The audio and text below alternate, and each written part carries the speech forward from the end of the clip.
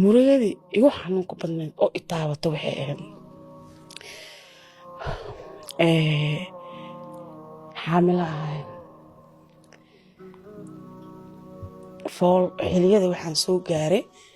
oo dhalmada isbitaalaa tegey waxaa lahay gabadhan qaliin waan okay ninkiyaa wacay waxaan ku dhahay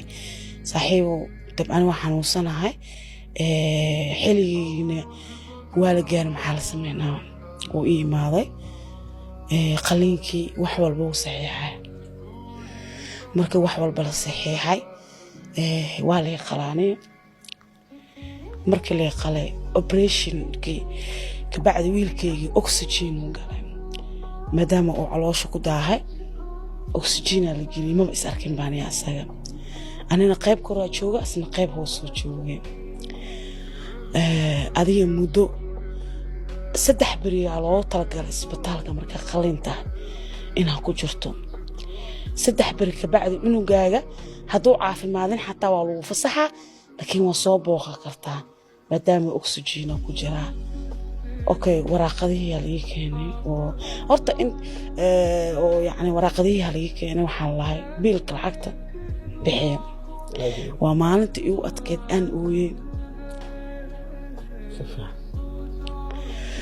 بس أنا تونشين ما شيلن ما حقوير $1 ما أنت مالكم نمن أسحبتي ساعة أسوعن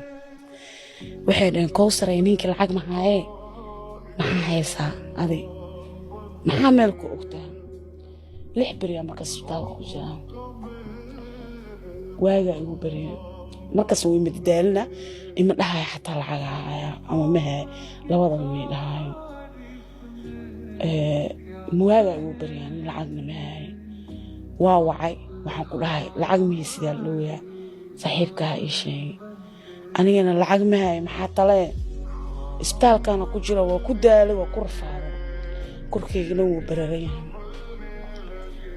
cunugeygana hoos soo jooga wuu jiray lacagta lagu soo qortay waxay ahayd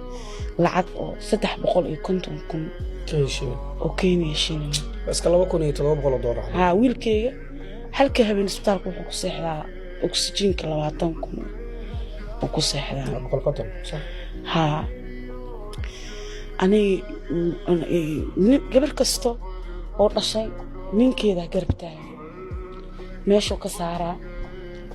gabar kasto gadaasheeda la broshime ninkeeda meesha ka saaray waa fiirna marka waxaan leeyahay waa qaraaran koosare meeshan ada maanta sidina jifto haa faca waa ka sadaa maanta nin fiican nolosha dooro leh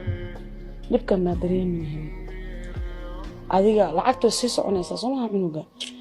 subax alsiya kala hay nimanka u tagay fujiinka cunuga inta oo 95 laga marka inuu gaaro hadduu 95 ka dhacsan yahay cunugu ugu jiran yahay waxa arka la hal saacna fiina waxa arka 95 inuu dagoonin waxa kula cunugay waa fiican yahay lacag maxay u badsanaysaa ee bixiyo okay habeenkii ma haysto qof igarab taagan ma haysto qof isbitaalka cunugayga nasiyo ma haysto qof xataa cunto ee keena ma haysto ani kaliya ahaan waa habeenkii aad dareemay inaa ahay strong woman eber ina jacsanaa soo jiray laakiin habeenkii aad dareemay ina adkahay waxay ahayd